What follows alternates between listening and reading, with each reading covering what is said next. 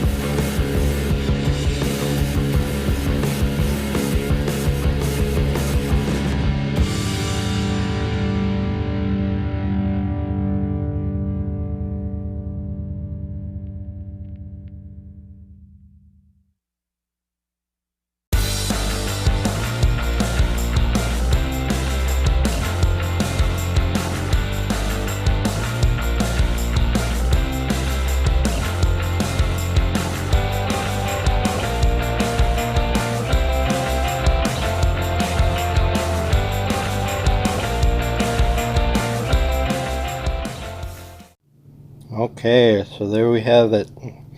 3 wins, 2 losses.